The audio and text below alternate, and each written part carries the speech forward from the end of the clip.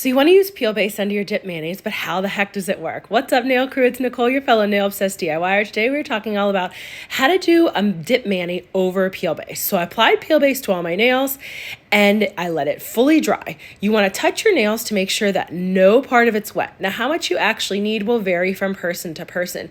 If you want your pop-ups to be a lot faster, you'll want to cover your entire nail with the peel base. And if you want them to last for a really long time, you're going to use less and stay away from the corners. And it's going to take some work to figure out what works best for you. It is totally worth it to not have to drill off your mayonnaise every single time you want to change them. So once my peel base dried, this is the first step that you need to do. You need to take your dip base and apply it to your entire nail. First, I push back my cuticles and then I apply that thin layer of dip base over my entire nail, and I make sure that I float it. Even though the peel base is fully dry, floating the dip base over your nail helps your brush not stick at all to the peel base, because even though it's dry, sometimes it can still get a little bit stuck. So this is the first step that you want to do when you're doing your dip mayonnaise over top of peel base. Doing this first layer of dip base and letting it fully dry before you start dipping gives you a really nice smooth base for your dip mayonnaise.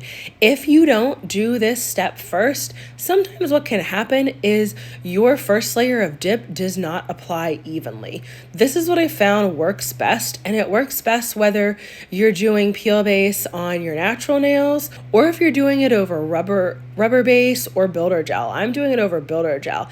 I didn't used to do this when I didn't used to apply the first layer of dip base and let it fully dry before I dipped. And what would happen is my first layer of dip, it wouldn't apply really nice. It would like some areas be really splotchy, and then I'd end up having to do an extra layer of dip. So if you don't want to have to do an extra layer of dip, that is going to be key for you. Now we're going to do a foil mayonnaise over top of this. Make sure that you apply that first layer of dip base really, really evenly, because your first layer of dip will go on way more even with the more even you apply that first layer of dip base and let dry. When you're dipping with foils, I normally use the dip cups you see me been using for a while instead of the cupcake liners. So I was struggling a little bit with the cupcake liners. You absolutely can use them if you don't have any dip cups, but for me, the dip cups are so much easier because I don't bump them around like I do the cupcake liners. And when you're dipping with foils, you want to lay your nail flat. I like to pick up a decent amount of foils on my first dip, but I don't get as concerned about it on the first dip since I'll go in way more detailed on my second one. Now, if you want your foils to be like boom everywhere all over your nail, then you will try to get as many as possible on both layers. And I keep a piece of masking tape on one of the fingers of my other hand to make sure that I can press the foils down before I go to my next nail. I'm pressing them down right off the bat there, allows them to sit nicely and dry with your dip base and not brush off when you brush that layer off. So I like to do that with my foils, flakes, and glitters. I like to gently press it down so that when I brush off any excess powder, I don't get a ton of either the foils, the flakes, the glitters popping off. Sorry if I sound funny to everybody while I'm doing this voiceover. I've been sick for like 4 days now, and I finally went to the doctors. I just cannot seem to be getting better. I thought by now, maybe it's just my allergies, but definitely not. So hopefully soon, because I am itching to do my nails. I have so many fall manis that I want to do and not enough hands. So I better get better fast so I can keep doing all the fall manis that I want to do. So back to this gorgeous mani. This color right here, it's a solid with foils. So when you're dipping a solid with foils, you really want to make sure you have a great coverage and apply your layers real thin. When you apply the dip base really thin, that's going to allow your base solid to go on a lot more even, and it'll look so much better with the foils when you have really even thin layers. That is really true for everything. But for me, when I'm working with a solid, I really, really try hard to make sure that I apply my dip base really thin and evenly so it goes on nicely. And even though the foils are there to like cover up any imperfections, it just lays so much better. Your dip just lays so much better when you apply your liquids thinly. Something that I really like to do with foils too is if you do pick up a good amount on your first layer, you get kind of this like layered foil effect effect on your second layer for ones that pop through underneath the color. Even for a really dark color like this, you'll see at the end that the first layer of foils can kind of pop through that second layer. So you get this layered look that I absolutely love.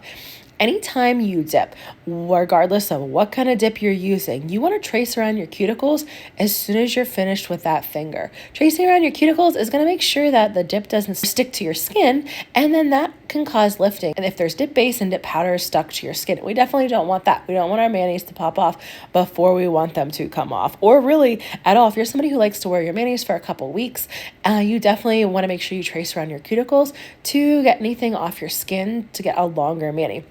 Now, when you're doing foils, this is what's so nice about foils and flakes and glitters is if you don't get great coverage on your nail, no big deal.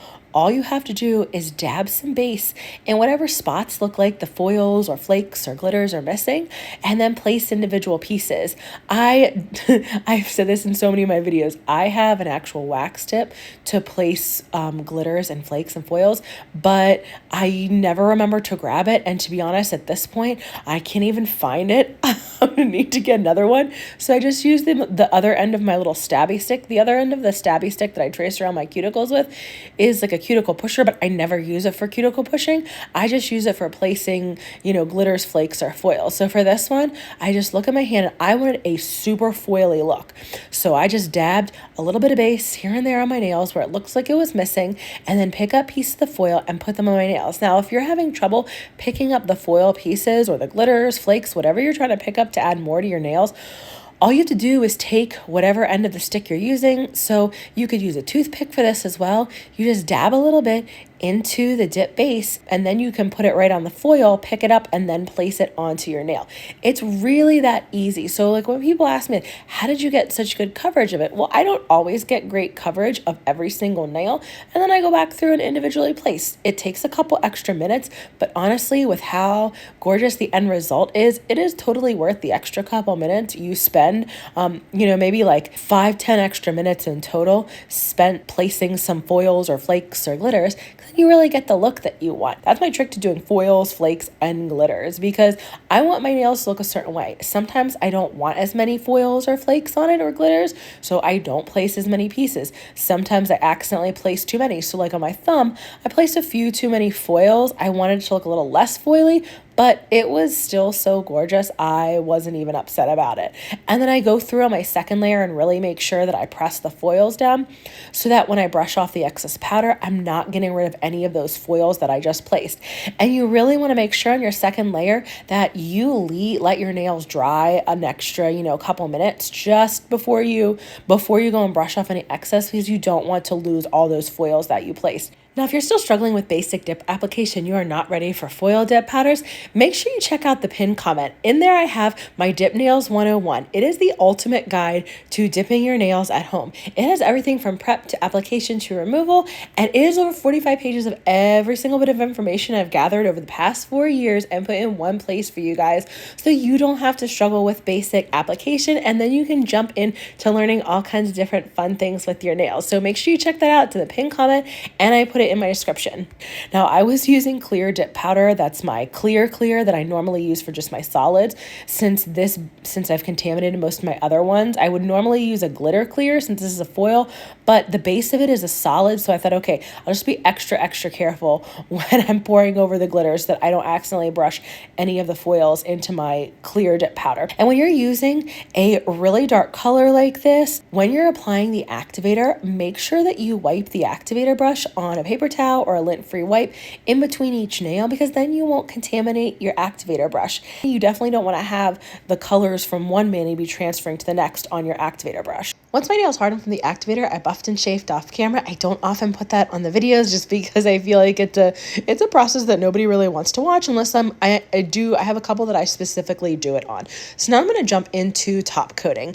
And whenever I'm doing top coating, no matter what the liquids are, I make sure I follow the instructions of those liquids. It's really important that you follow the dip liquids instructions for the ones you're using, because I've noticed a lot are different. So a lot of the timing is different on each of the different kind of dip liquids you're using. So these are OG dip powder, and for OGs, you do heavy activator on all 5 nails, which means you basically do 2 slops or whatever you want to call it of activator. You douse the nail, douse it again, and then you count to 10 when you get to your pinky, and then you go in with thin layers on the first finger that you activated. So anytime that I'm doing top coating, I make sure that I float my top coat layers regardless of the brand. It just helps to not contaminate my brushes and get them hard. And I like to cap my edges because I never know how long I'm going to end up wearing a mani. If you're ready for more foil manis, check out this milky foil mani that I did next in the video. Thanks so much for joining me today, nail crew.